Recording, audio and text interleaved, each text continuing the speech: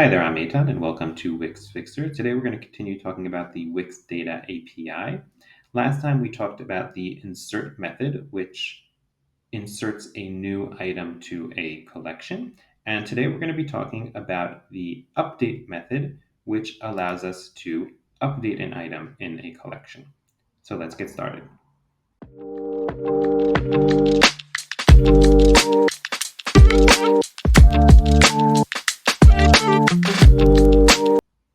Okay, to get started with this update method, what I'm going to do is I'm just going to copy over the boilerplate code right over here and head over to my Wix website.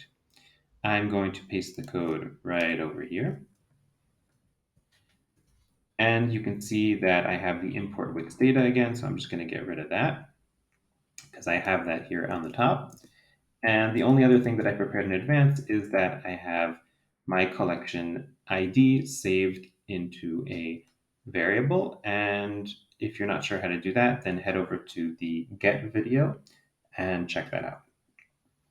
Then we need our item to update. Okay, so this is going to be an object that is essentially the ID of the object that of the so let's go ahead and take a look at what this update method does. So the update method takes two parameters again, and one is the collection ID. So here you can see that it's my collection in the example, but I'm going to change this actually to my variable my collection, which if you remember is equal to collection example. And the second parameter is the item that you want to update. And it's important that you pass in the ID of the item that you want to update and any other fields that you want updated. After you run the update method, then it comes back with the results, which is essentially the item that has been updated. If there's an error, then it will catch, and I explained that in the previous video with insert. So what we're going to be doing today is we are going to create an app where you click on an item from the repeater, and then you update that item using these two inputs. And you're going to see here that the update method is one of the trickier ones because when we choose to update only some of the fields, it essentially erases our entire item and replaces it with the new field that we set, even if we didn't provide all the fields. And then some of our fields might be empty, and I'm going to show you what that looks like. And then I'm going to show you how to solve that by first getting the item and then updating only some of the fields. Okay, so first I'm going to show you the way, which is not the wrong way, but it's the way that will essentially erase your item and replace it with a completely new item with only the field that you gave it. So let's first create the first step of our app, which is that we need to create an on-click event listener for these items. So I'm going to go ahead over here and I'm just going to run the on items ready for my repeater. So this is called people repeater. And then I'm going to say dot on item ready. And then here we have item, item data, and index as parameters. And in here, we are going to run the code that runs whenever our items are ready. And what's essential for me is to add this event listener for each item. So we don't want to use W here. We want to use item because this is going to be specific to each item. And the name that I named these containers here is also item. And when we go on click, then we are going to run a specific function. So now let's talk about what this function is going to do.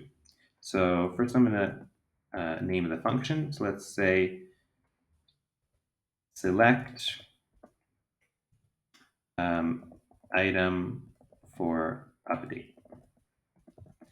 And what's going to happen here is that when I select this item for update, I want these two fields over here to show the name and city from that specific item. So what I'm going to do is I'm going to say, and here I'm going to pass in item data. And then I'm going to say that the name display, sorry, not name display, but this is actually name input dot value, not valid, but value will be equal to item data dot first name. And I'm going to say that the city input dot value will be equal to item data dot city new. Okay, and I'm going to run this code when we click on an item. So I'm going to say here, select item for update. But since I need to pass in a parameter, I actually need to wrap this inside of another callback function and pass in the parameter over here, which will be item data. Okay, so now let's just check out and see that this is working. So I'm going to go over here to preview.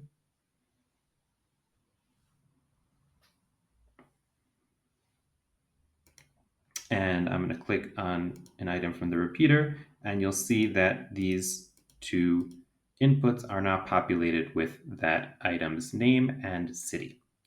Great, so that's working. And the next step will be is to allow the user to change these and then submit an updated item.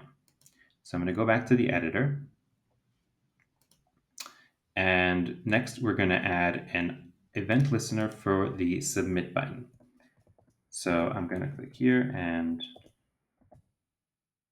submit button dot onClick. And here we're going to run another function which runs our update. So I'm going to say const update item. And here we are going to run the code that's over here. So I'm going to copy this all over.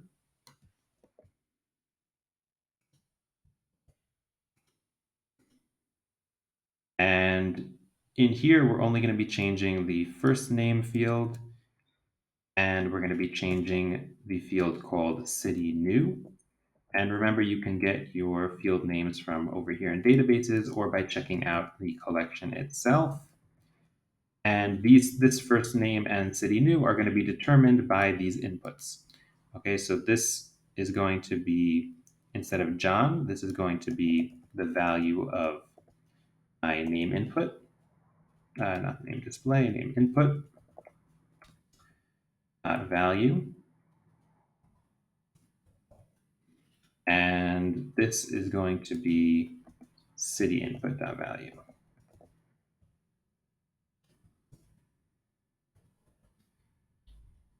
Okay, and you'll notice here that we also need to get the ID for this item that we want to update. And in order to do that, we are going to need to use a global variable.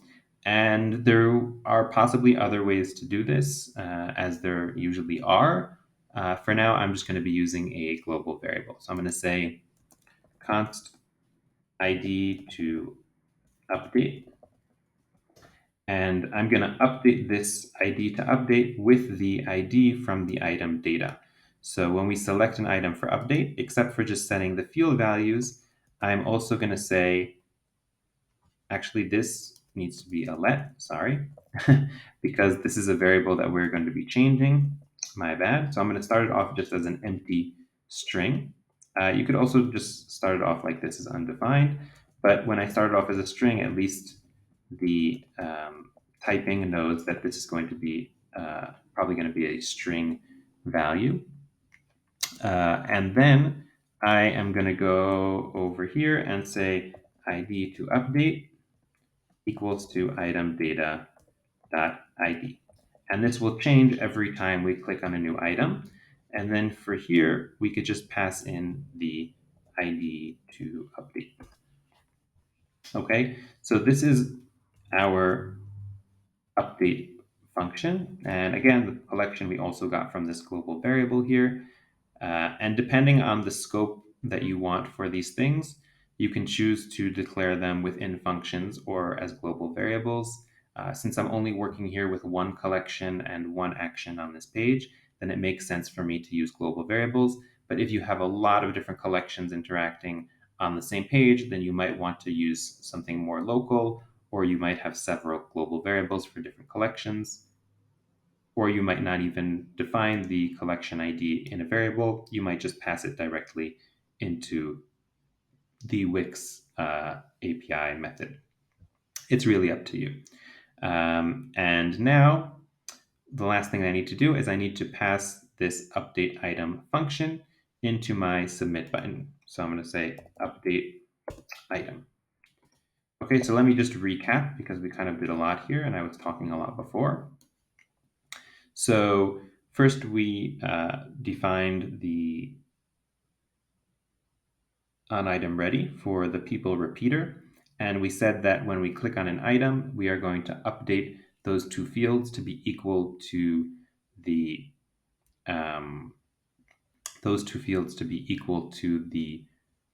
item data fields. And we also saved the ID of the item that we want to update inside of a variable.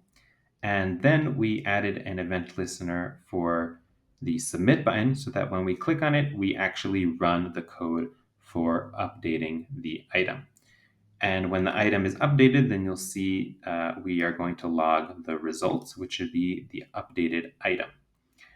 One thing I just want to show you before that is the fact that our item is going to be practically erased. And I'm going to show you that by first going into the collection.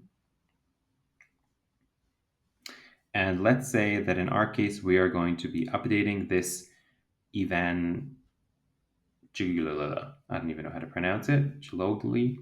And let's zoom out and you'll see that this item is completely full. So we have all the fields here.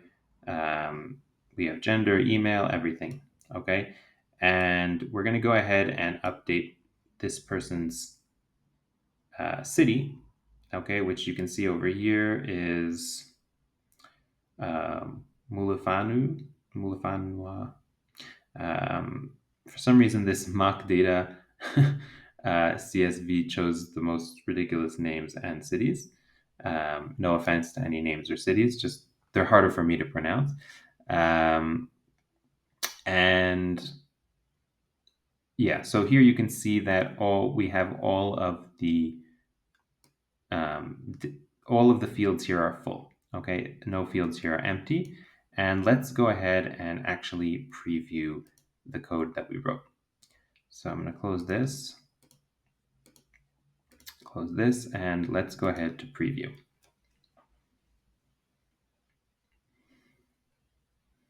So I'm going ahead to Ivana over here, and I'm going to click on the item, and you'll see here that our two inputs were populated by Ivana, and I'm going to change the name of this city to Mexico City.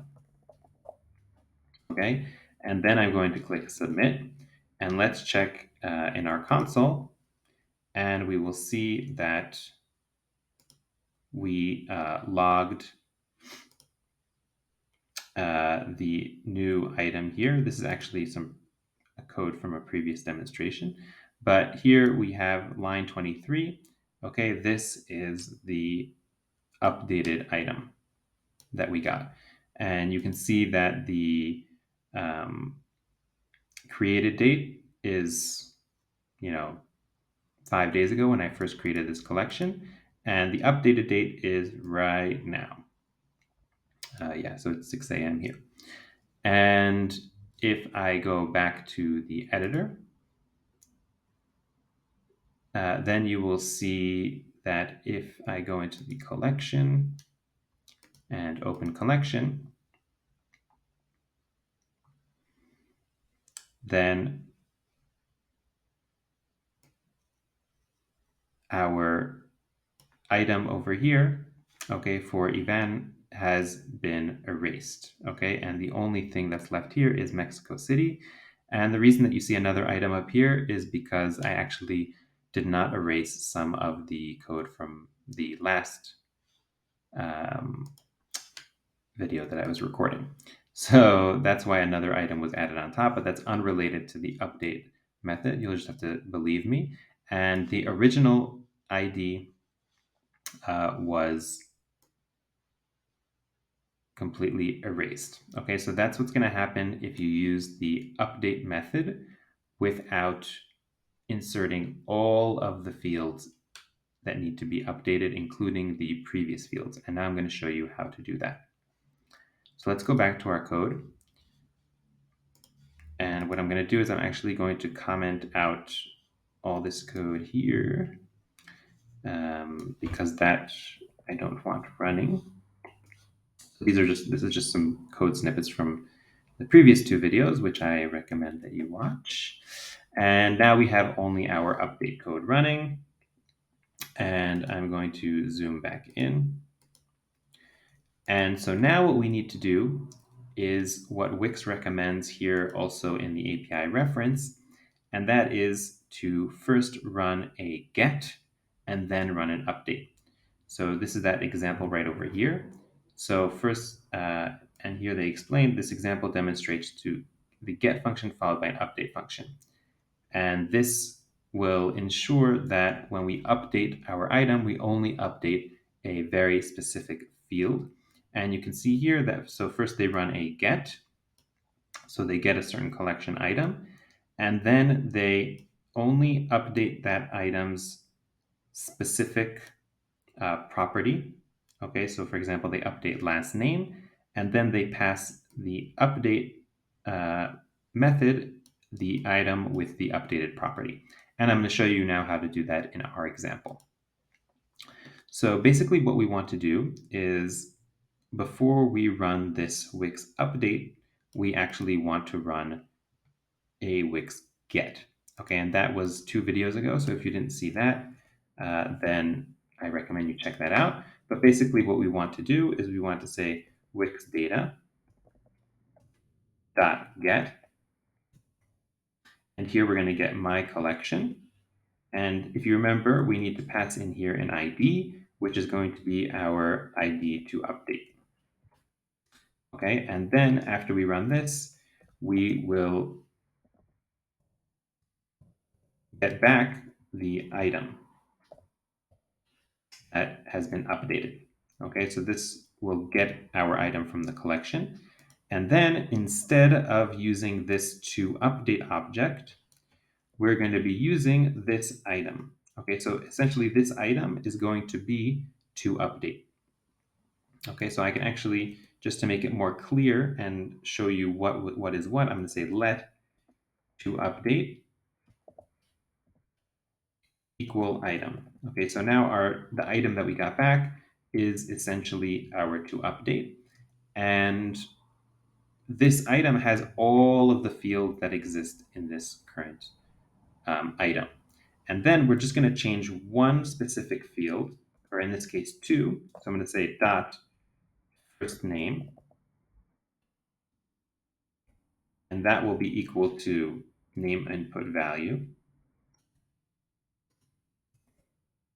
And we're going to do the same thing for our city. So I'm going to just copy this right over here. And this, instead of first name, will be city new. And this will be equal to city input value. And then we need to run the code for the update inside of this then. Okay, so after we get the item, then we're going to run the update. So I'm going to copy our update code. And I'm going to put that right in here. Then I'm going to format our code. And now you'll see that what happens is that our entire item is not erased, but actually only the fields that we wanted to update get updated.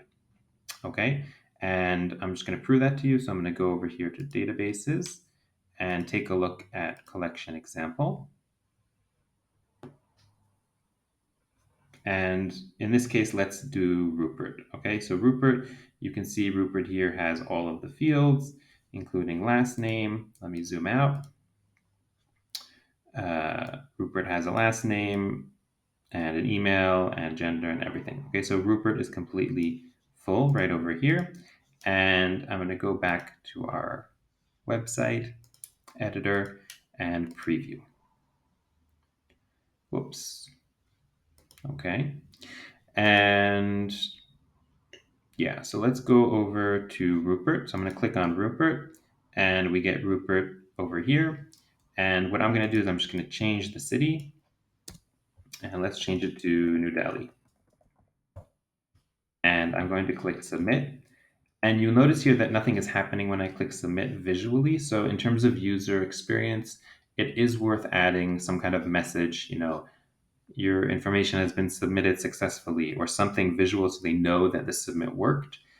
For us, it's good enough that we can go to our console and just check and see that this is the updated item that we got back.